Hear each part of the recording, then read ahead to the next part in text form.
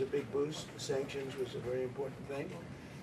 And we're proud of the job he's doing. Syria's become a very stable, I mean, it's amazing. In a short period of time, it's really been stabilized. And we're proud of that. And it's a big part of the Middle East. Syria had one of the great cultures, the professors and lawyers and doctors. It had one of the great cultures of any country, not just Middle East. And then it went through this terrible period of time.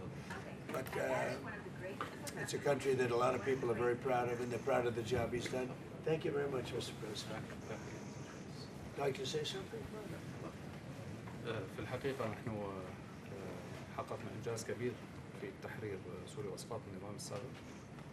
We have made a great achievement in the toppling of the former regime. وكما ذكر فخامة الرئيس خلال سنة ونصف حققنا إنجاز كبير في توحيد البلاد ووضع على السكة الصحيحة من التنمية والاقتصاد. And as President Trump said, in a year and a half, we made an achievement in bringing the country together, unifying the country and put it back on track. هذا بفضل الشعب القوي، الشعب السوري اللي تكلم عنه فخامة الرئيس ترامب.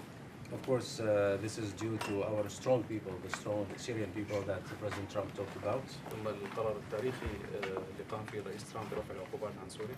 Then the historic decision that President Trump has taken by lifting the sanctions of Syria.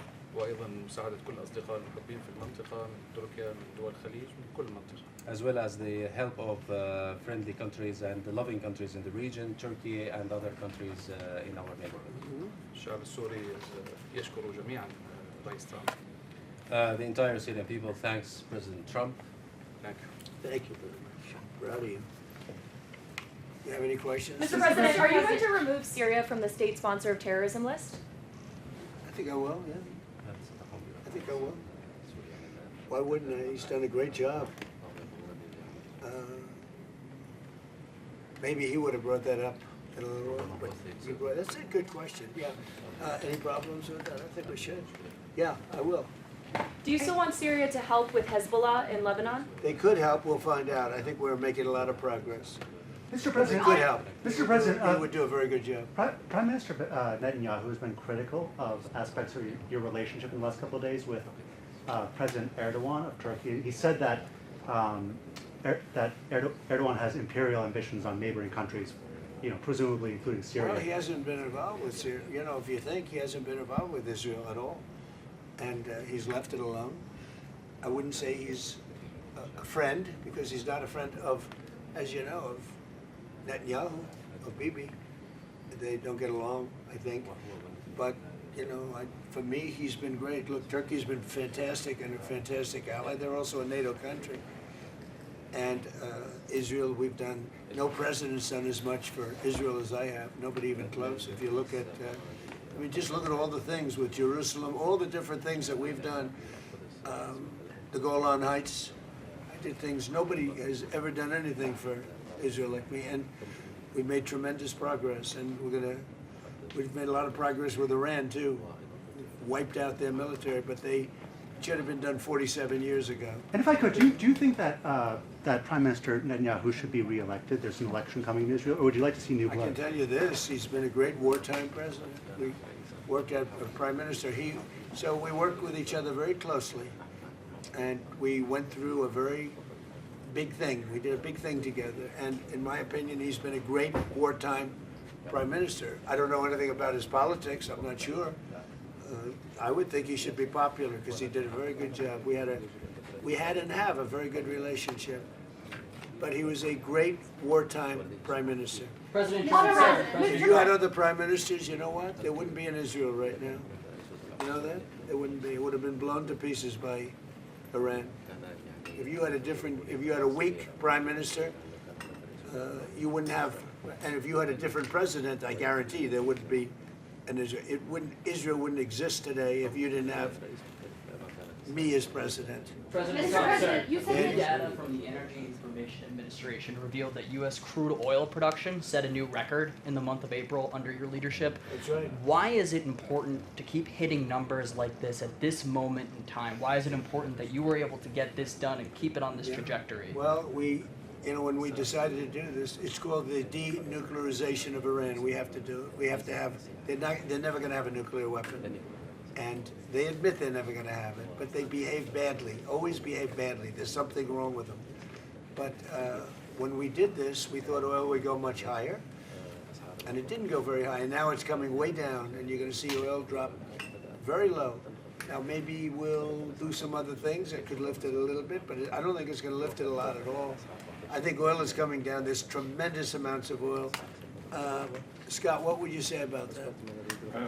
Yes, so record production under President Trump in his first term. Now in his second term, the U.S. is an energy superpower. It's why we weathered the conflict better than anyone else. And just this weekend, Bloomberg wrote that there is an oil glut out there. And we think that safe, secure American oil maybe even should trade at a premium to the rest of the world.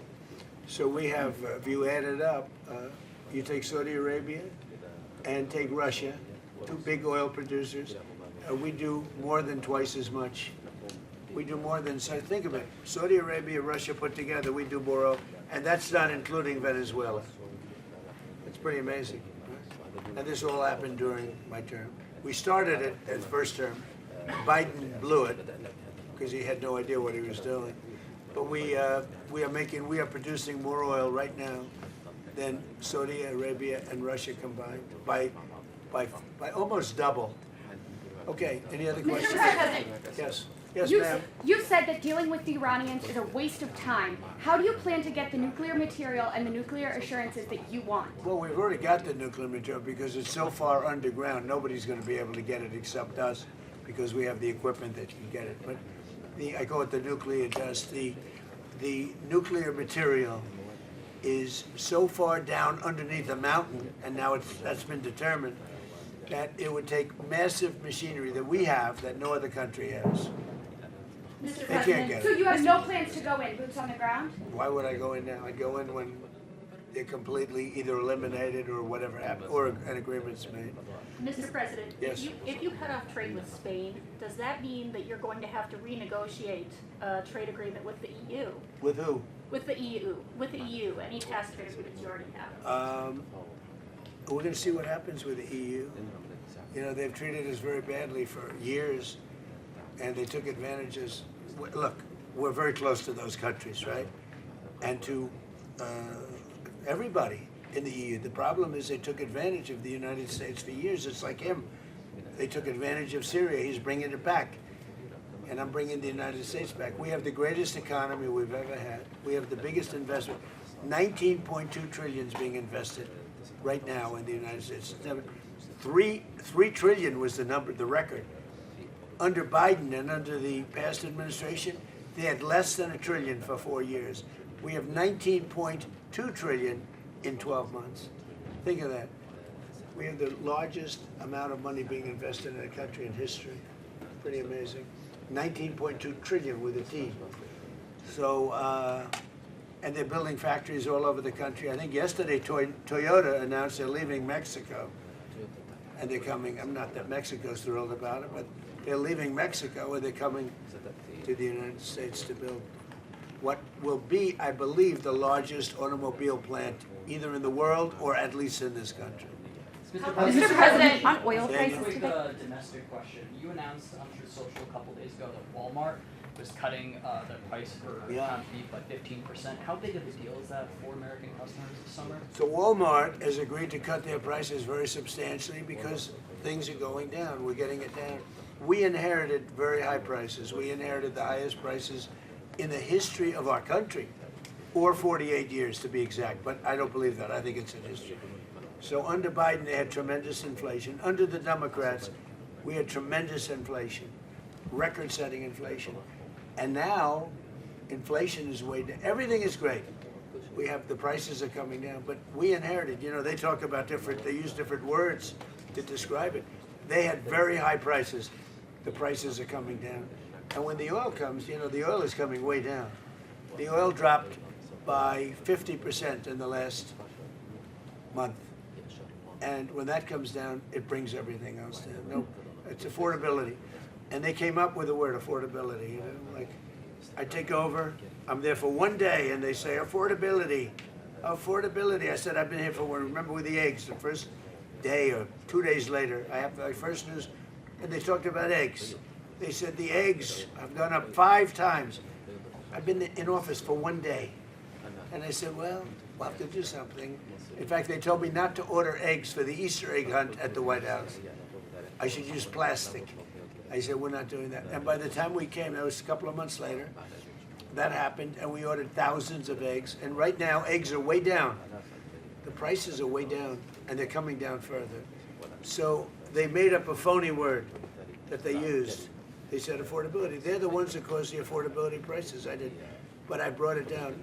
And the oil is coming down very big. Mr. President, Brent crude is up slightly today on the A little announcement bit, yeah, that because we hit them.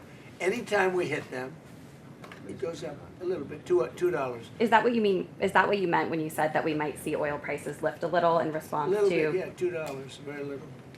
It's down from, let's say, $135 down to $69. It's dropping, and everything else drops. As oil goes, so goes everything else. But anytime we hit, if we hit Iran, oil goes up a little bit. It's all right. Mr. President, do you think And you know Israel? what we're doing? We're de-nuking it. All right. We're de-nuking Iran. They're not going to have a nuclear weapon. All right. One more question. Sir, do you think Israel should withdraw troops from southern Lebanon? Well, I talked to Bibi about that. Yeah, I think they're going to. I think they want to. I don't think it's a question of me. I think it's a question they want to. And they're getting along with Lebanon. They're signing deals with Lebanon. First time ever. Marco, talk about that if you'd like. Yeah, we have an agreement that, and it calls, that's the goal at the end. Obviously, Israel's concerned about their security. But the president did a great job bringing those two countries together for the first time It's a ever. big thing. First time in many years, right? Most definitely. So we have a deal with Israel and Lebanon. And yeah, they'll leave. And I think it's going to work out very well. But we're here for this because Syria has turned around as fast as I've ever seen. Well, actually, I turned the United States around very fast, too. I inherited from a man who was not smart, not a smart person. We inherited from the man where they were running this country so badly with the open borders. Think of it, 25 million people allowed into our country. And that includes 11,888 murderers, most of whom murdered more than one person, okay? And we got most of them out, or we have them in jail, and we've done a great job. Washington, D.C. now is considered one of the safest cities in the country. If he came to Washington, D.C. a year and a half ago, he'd fear for his life, even though he never feared for his life before, because it was very dangerous.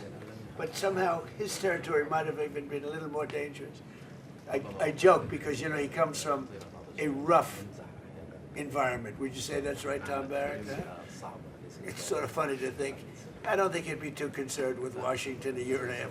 But we had a very, very unsafe Washington, D.C., and now it's one of the safest cities in the country. We put the military in. Washington went from being an unsafe to one of the safest cities, and crime is down 94%. We don't play games. And we removed over 5,000 career criminals, many of whom came in through the open borders of Joe Biden. We did the same thing with Memphis, Tennessee. We did the same thing with in Louisiana. You have to speak to the governor, because New Orleans, the crime rate is down 78% in a little while, and they had the best Mardi Gras they've ever had. So we're doing a good job, and he's done a great job too. And I thank you very much. Thank you very much. Thank you, guys. Thank you, press. Thank you.